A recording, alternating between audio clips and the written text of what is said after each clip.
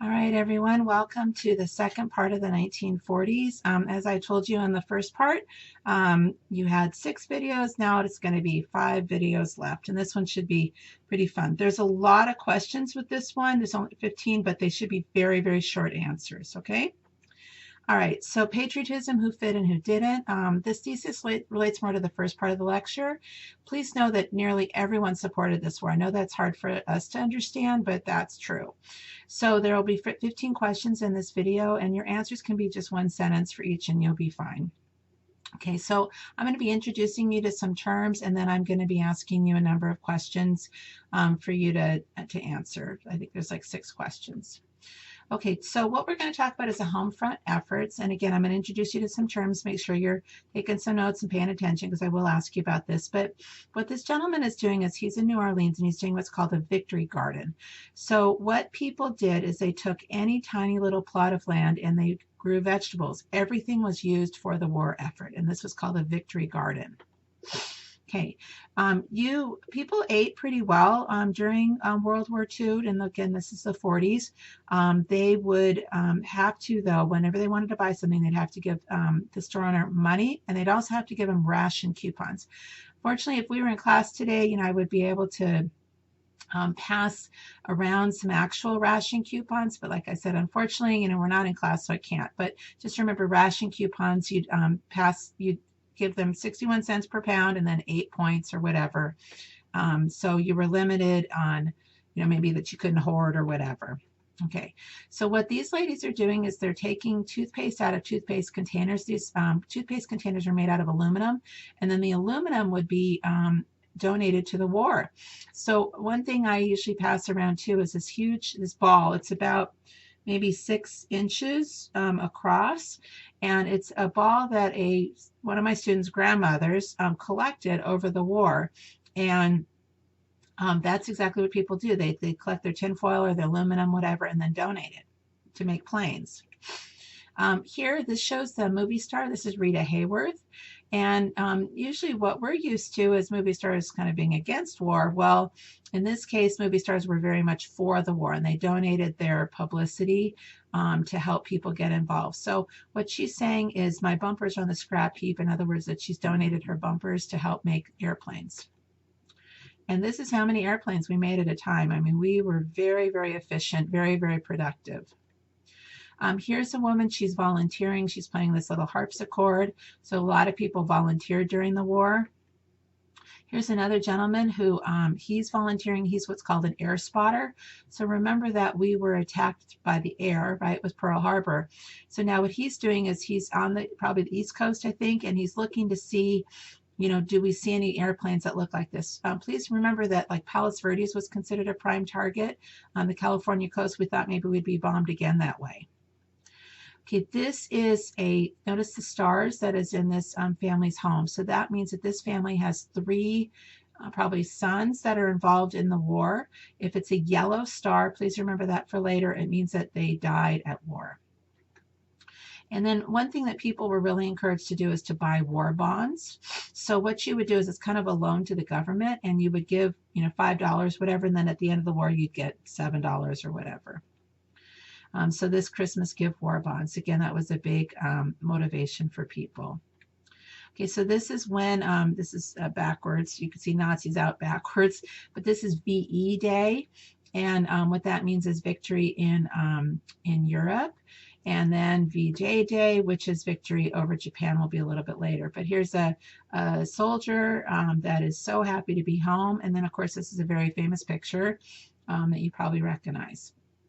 Okay, so I need you to answer these 6 questions based on what we just did. So if you need to go back, that's fine. Oh, and I forgot to actually answer 3. Could people buy new cars during the war? No, they could not. There were no new cars during the war. All right. So now what's going to happen is I'm going to show you a number of propaganda posters, and what I want you to do is choose one, and then remind, when you answer questions 7, 8, and 9, be sure to tell me what poster you're working on, okay? 7, 8, and 9. So just choose one picture to answer all of these questions, 7, 8, and 9.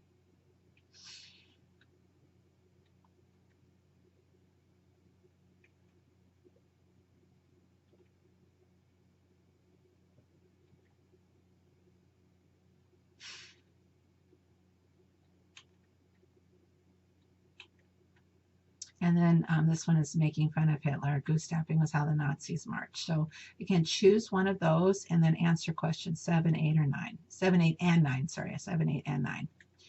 Okay, so now what we're going to be looking at next is advertising. So you don't need to answer these, but just think about them.